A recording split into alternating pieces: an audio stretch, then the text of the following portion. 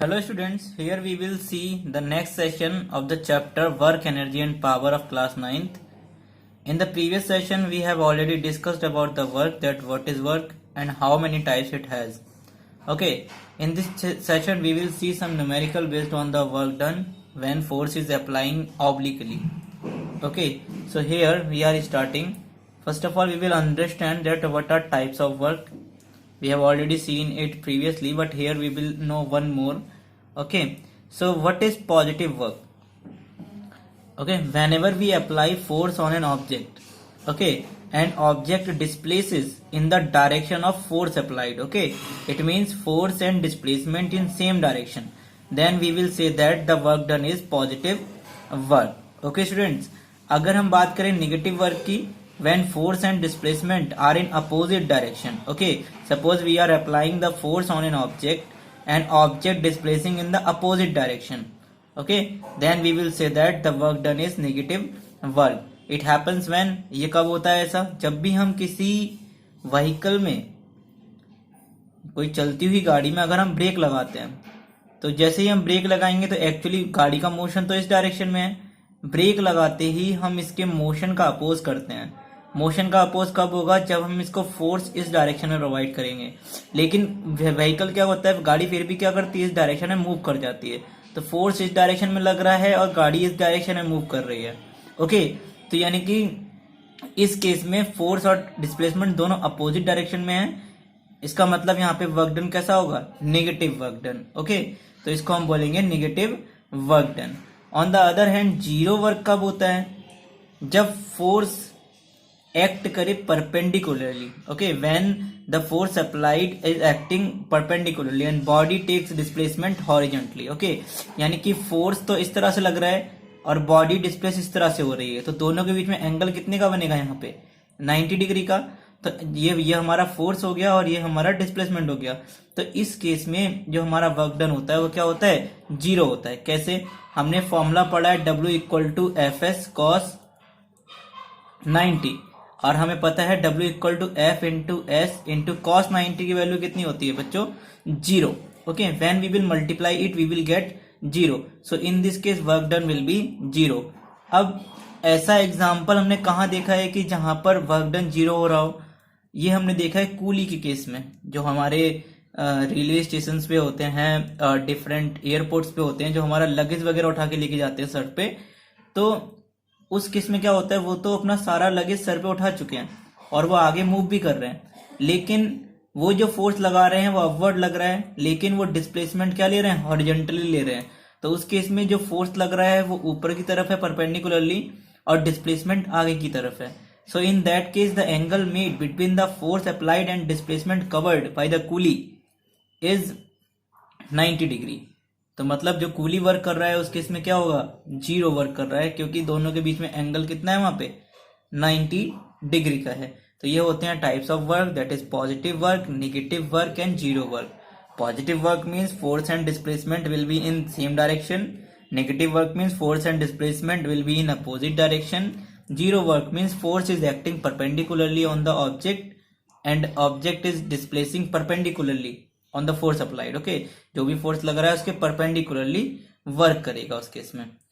अब इसी के बेस पे एक क्वेश्चन है, a boy pulls a toy with force of 50 Newton through a string which makes an angle of 30 degree with the horizontal, so as to move the toy by a distance of 1 meter. What is the amount of work done? Okay student, यहाँ पर एक लड़का है जो एक toy को खींच रहा है. किसके जरिए खींच रहा है, एक स्ट्रिंग यानी कि एक धागे के जरिए खींच रहा है उसे. ओके, और वो इस स्ट्रिंग के जरिए कितना फोर्स जनरेट कर रहा है, 50 न्यूटन का उस टॉय पे. ओके, और जब कुछ इस तरह से है, मान लो कोई टॉय इस तरह से रखा है, इस पे एक स्ट्रिंग बंधी है इधर साइड को, इसको पकड़ के वो बच्चा खींच रहा है. ओके, वो बॉय इसको पुल कर रहा है. तो यहाँ पर जो एंगल इसने बना रखा है हॉरिजॉन्टल के साथ वो कितना है, 30 डिग्री है. ये हमारा फोर्स लग रहा है. यहाँ पे फोर्स की अमाउंट हमें पता है कितनी है, 50 newton with the horizontal, so as to move the toy by a distance of 1 metre. थोड़ी देर बाद क्या होगा, ये टॉय यहाँ से मूव होके कुछ इस डायरेक्शन में आ जाएगा यहाँ पर, और ये डिस्टेंस जो यहाँ से यहाँ तक है वो कितनी है, 1 मीटर है।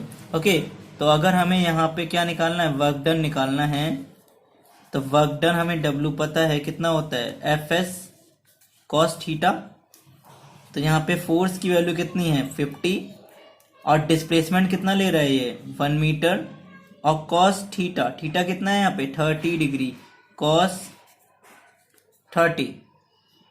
Okay, so 50 multiply by 1 multiply by cos 30 की वैल्यू कितनी होती है, √3/2।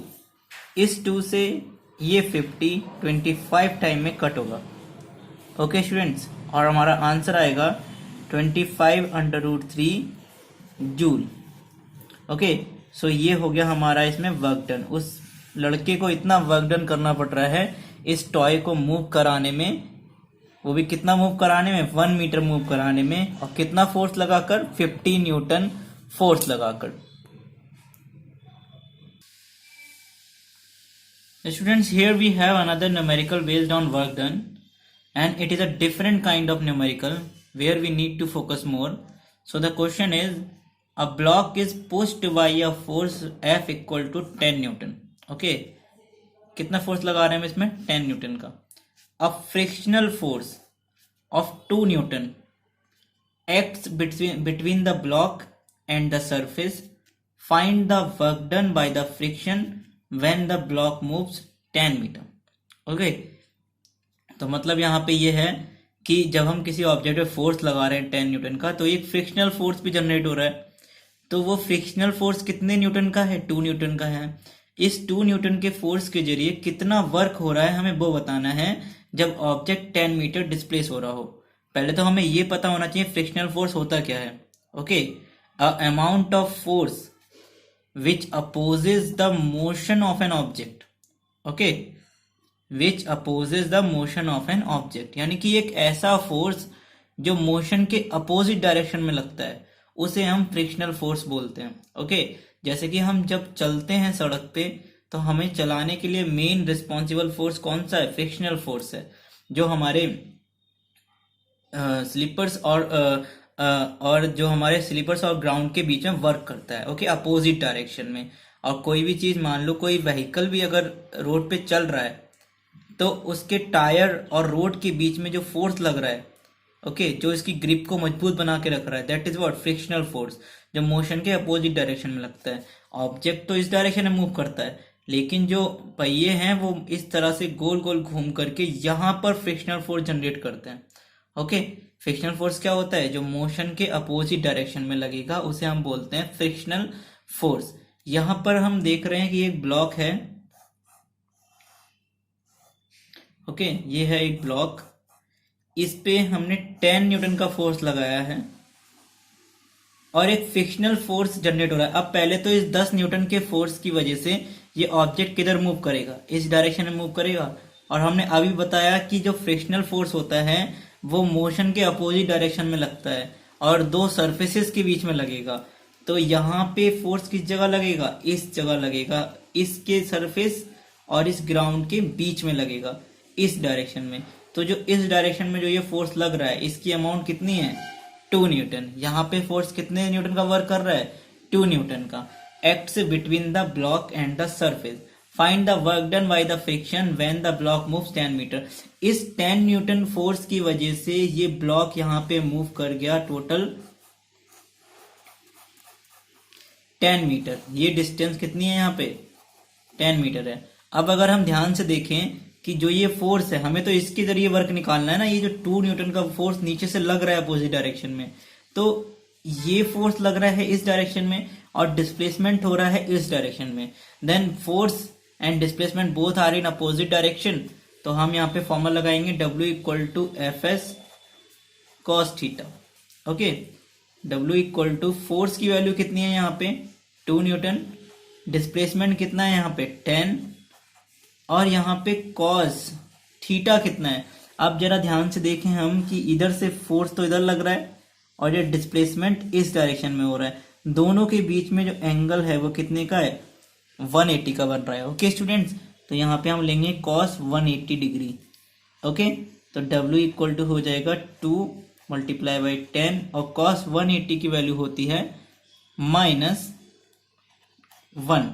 जब हम मल्टीप्लाई करेंगे तो इसकी वैल्यू आएगी -20 जूल। तो इस तरह से हम देखेंगे कि ये कैसा वर्क कर रहा है, एक नेगेटिव वर्क कर रहा है।